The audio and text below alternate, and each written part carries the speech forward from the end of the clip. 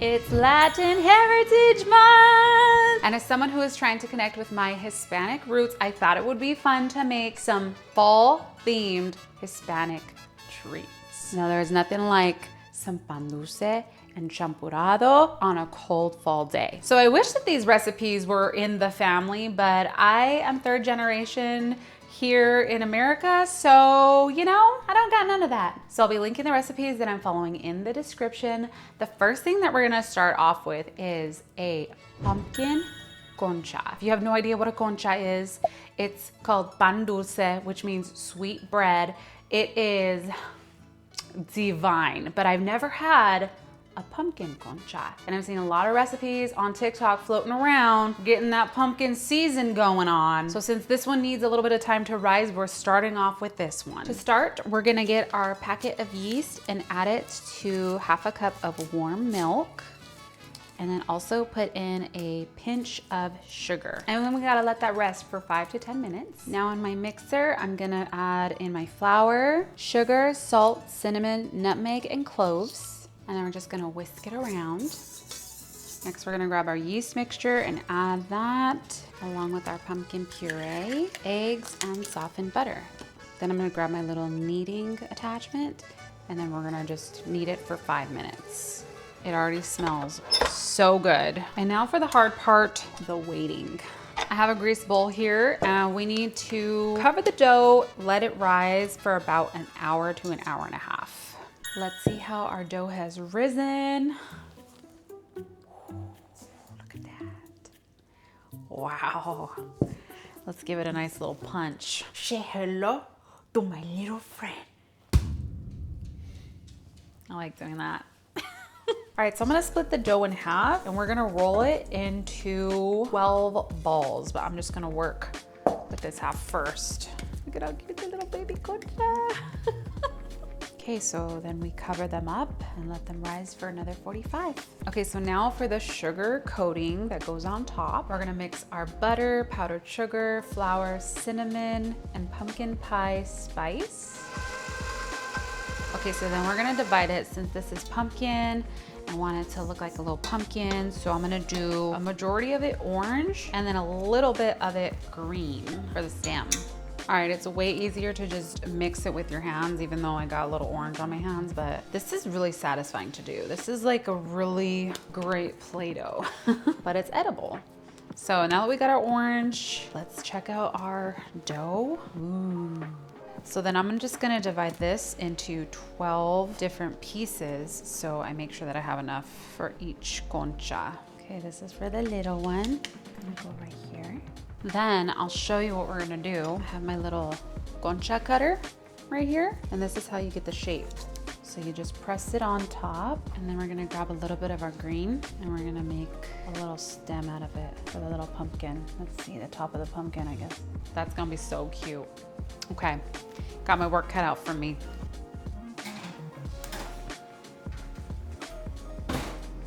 Our first batch is done. Okay, I don't think they held up with the shape very much, but for the second batch, I actually went in with a knife and cut along the line. So we'll see if that makes a difference. And I think I'm gonna bake them for 1 minute less because they're looking a little crispy. Just a little crispy around the edges. Let's see if they're actually soft and flaky on the inside. Oh my God. Look how beautiful that looks. Hopefully it tastes just as good as it looks.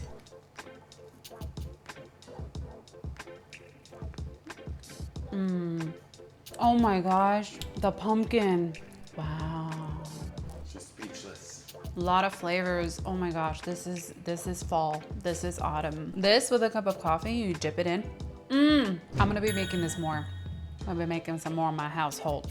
I've never had a fresh concha out of the oven like this. Game changing. This next recipe I'm really excited to make because my grandma used to make these for me and I had no idea what they were called. We're gonna be making some bunuelos, but these ones are apple cinnamon bunuelos, so we could get the little fall cozy vibes going. And this is the easiest recipe out of all of them for today. So let's mix some of our ingredients. We're gonna whisk together our flour, baking powder, salt, sugar, and cinnamon. And in a separate bowl, we're going to whisk the eggs, milk, and vanilla. Combine the wet set to dry. A dough is supposed to form, which I can see when taking shape. And then we're gonna fold in some apples, some granny apples. That's a lot of apples. So now we have to heat up some oil and we gotta cook them in a pan. We gotta cook them in oil so they get nice, crispy, and flaky. Before I start cooking them, I wanna prep my sugar mixture, which is 1/2 cup of sugar and 2 teaspoons of cinnamon. I'm just gonna give it a little mixy, make sure it's all evenly distributed, and then put it on a plate, because I think we're gonna dip the bunuelos once they're warm onto the sugar mixture. So I got a little workstation here. I have a paper towel with a plate underneath so we can take off the excess oil. Then we have our sugar, and then we have another plate for the final bunuelos. So let's do it, I'm excited. All right, first little scoop.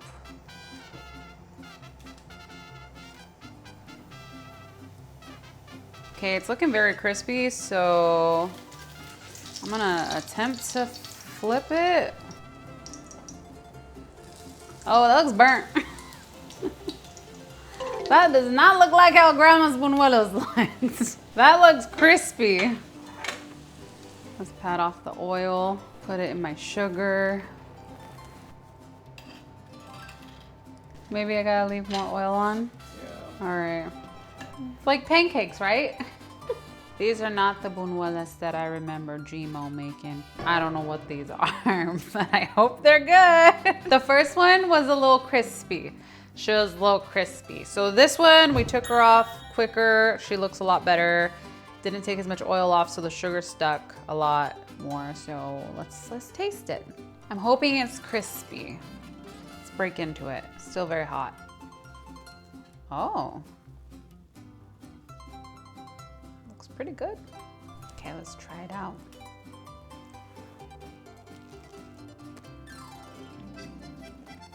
I mean, honestly, anything with sugar and cinnamon on it, it's gonna be good, but this is giving fall for real with the apple. But it tastes like a warm apple pie, like a hand pie. I thought that this recipe was gonna let me down, but touché. What? Better than you expected? Way better than I expected. Up next, we're gonna make one of my personal favorites. These are empanadas de calabaza or pumpkin empanadas. It's hard to switch back and forth between English and Spanish because you have to flip the words, but this is one of my all-time favorite sweet bread. I always eat this every time we get a bag of pan dulce. This is my like go-to. So hopefully this is a good recipe. First we add our flour, sugar, baking powder, and salt. Then give it a quick little whiskey. Then we're gonna add in our butter, eggs, milk, and vanilla. And then we just mix it till a soft dough forms. I might have overmixed it. It's a little sticky, oopsie.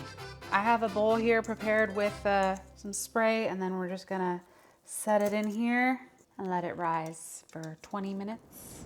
Okay, so while we're letting our dough set, we're gonna make the filling. I'm adding in my pumpkin, brown sugar, ground cinnamon, nutmeg, clove, vanilla extract, and a pinch of salt. Now I'm ready to roll out my dough, and I think I'm gonna add a lot of flour to the surface because it was pretty sticky. I'm gonna work with a little bit of dough at a time. It's really hard to get this dough into a circle.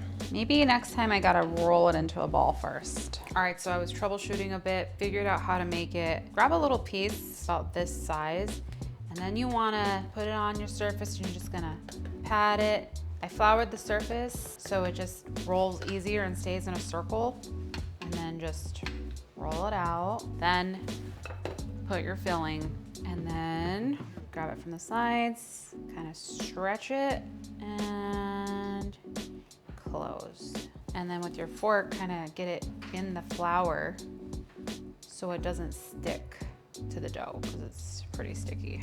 And you got a perfectly plump little empanada.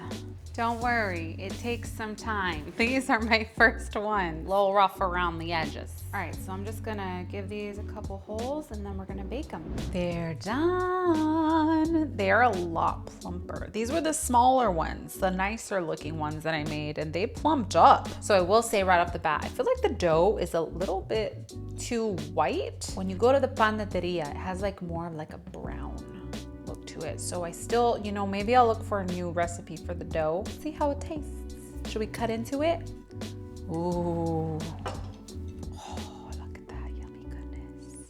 Let's see if I make my ancestors proud.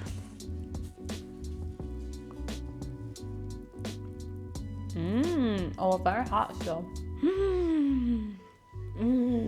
This is fall. This puts me in my happy place. My favorite. I will be troubleshooting the dough, but this recipe still satisfies. How am I gonna lose weight? How am I supposed to lose weight in the fall? Next up, we're gonna try to make pumpkin flan. I have never made flan in my life, so there's a first time for everything, right? I don't even have a flan dish, so I'm just gonna use the ones that I got. We'll make 2 little baby flan. First, we need to make the caramel, and I'm gonna do this with 1 cup of sugar, and we're gonna melt it on medium-low heat, not mixing it, just kind of spinning it, like so. Then in a large bowl, we're gonna blend my ingredients together. We got evaporated milk, condensed milk, eggs, pumpkin puree, vanilla, cinnamon, nutmeg, cloves, and salt. And we have to mix it until smooth. I think we're good with the caramel. It's nice and melted. I'll put it into my molds. We're gonna do 2 of them. All right, we gotta let these cool. I'm gonna continue mixing. I got it mixed. I feel like I could probably mix it even better, but I don't wanna get a bunch of air bubbles in there. We gotta strain it too, so we gotta get it strained. So let's just strain it through this. I might have chose too thin of a mesh. I think that's too thin. It's like drip coffee. Okay, pans are completely cool. Our little caramel has completely hardened at the bottom, so now we just gotta pour this on top. Let's hope I don't spill any of it. Oh, so I'm just gonna fill her up. Since I don't have a flan pan, we're just using regular baking dishes, we have to do a warm bath for them. We're gonna cover them in foil, put them in this little guy, and then we're gonna pour some hot water in here while it bakes. And then we gotta bake them for 50 to 60 minutes. The flan is done. Ooh, ooh, steamy. From a hot bath. I gotta be very careful. Ugh. Okay, there's 1, 2. Oh man, steamy. Now we let the flan cool at room temperature, and then we refrigerate it for at least 4 hours, and they said overnight is best. So I'm thinking we taste it tomorrow. All right, it's the next day. I probably should have checked to see how it looked right when it came out of the oven. I did not. It's not like jiggly. That's interesting. All right, here's the flip, everyone. I heard it. Are we ready? Are we ready? You wanna come see? All right, this is mommy's first flan. Whoa. I don't know how it's supposed to look. It looks good. Wow, that's crazy. That looks really good. Does it? I don't know how it's supposed to look, but. You wanna try it? I'm gonna cut the tiniest little piece.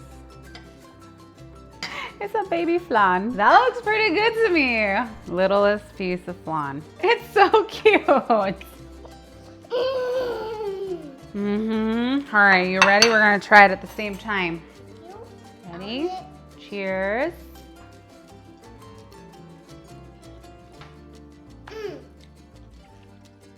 Oh. My God. What do you think of that, Leo? Good. That's so tasty. I can't believe I made this.